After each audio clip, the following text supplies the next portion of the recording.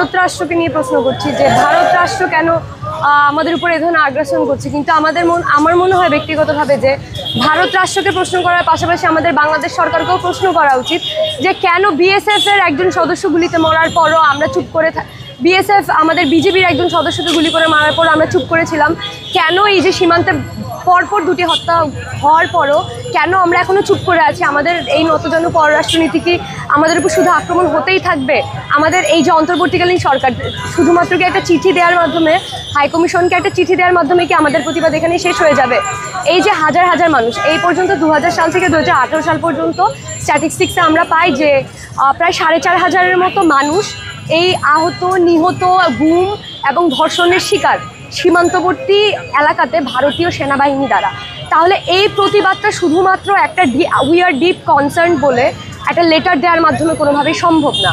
আমরা চাই যে এটা আন্তর্জাতিক আদালতে বিচার হোক এবং বাংলাদেশ সরকার কেন বারবার বাংলাদেশের উপর এই ধরনের আক্রমণ হওয়ার পরও চুপ থাকে, কেন বাংলাদেশ নিজেকে ডিফেন্ড করার জন্য হলেও কেন পাল্টা আক্রমণ করে না, কেন বিএসএফ বাংলাদেশের সীমান্তের ভিতরে ঢুকে যখন দুইজন কৃষককে গুলি করে তারপরেও কেন বাংলাদেশ সরকার চুপ করে থাকে? ওই বিএসএফের দুজন সদস্য বাংলাদেশের রাষ্ট্রের ভেতরে ঢুকে বাংলাদেশের দুজন নাগরিককে খুন করার পরে সে কিভাবে আবার বাংলাদেশ থেকে চলে যায় কিন্তু তার উপর কোনো ধরনের বিচার হয় না?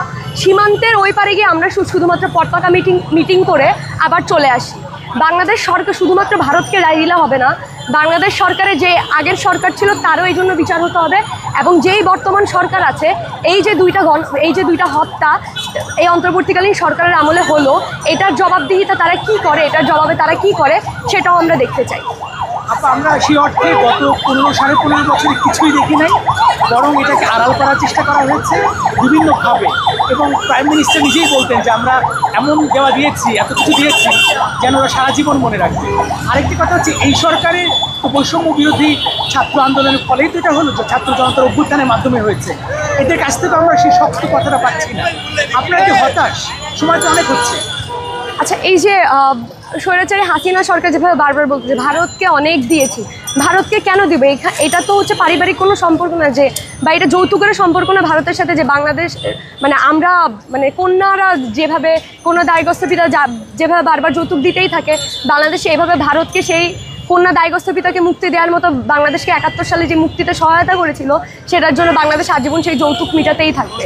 তার চেয়ে বরং আমরা যে 71 অবদান তাদের ছিল সেটা আমরা স্বীকার করে এখন আমরা সবগুলো চুক্তির সমচুক্তি চাই এবং সমন্বয়ক বা এই যে উপদেষ্টা প্যানেল যারা আছে বর্তমানে অন্তর্বর্তীকালীন সরকারের যেসব উপদেষ্টা আছে তাদের কাছে আমরা এর চেয়ে আরও বেশি আশা করি যে তারা শুধুমাত্র একটা উই আর ডিপলি কনসার্নের মধ্যে সীমাবদ্ধ না থেকে এই 15 বছর সীমান্তে যে হত্যা হয়েছে, এই 15 বছর না, বিগত স্বাধীনতার পর থেকে যতগুলো সীমান্তে হত্যাকাণ্ড হয়েছে সবগুলোর বিচার যাতে তারা করবে এবং আন্তর্জাতিক, শুধুমাত্র ভারতকে একটা লেটারের মাধ্যমে কোনোভাবেই ছেড়ে দেওয়া যাবে না, এটা আন্তর্জাতিক আদালতে এটা সুষ্ঠু বিচার আমরা চাই এবং ভবিষ্যতে যাতে আর একটা লাশও না পড়ে এই কিশোর জয়ন্ত 15 বছরের কিংবা স্বর্ণা দাস 13-14 বছরের এরকম কোনো লাশই আমরা পড়তে দেখতে চাই না।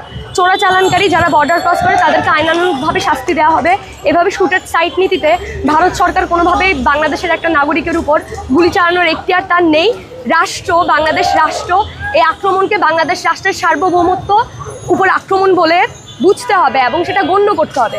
বাংলাদেশের মানুষ যখন রেমিটেন্স যোদ্ধারা বিদেশে মারা যায়, যখন বর্ডারে ভিন্ন দেশের এই রক্ষী বাহিনীর গুলিতে বাংলাদেশের মানুষ মারা যায়, এই আক্রমণগুলোকে বাংলাদেশের রাষ্ট্রের উপর আক্রমণ, রাষ্ট্রের সার্বভৌমত্বের উপর আক্রমণ বলে মানতে হবে।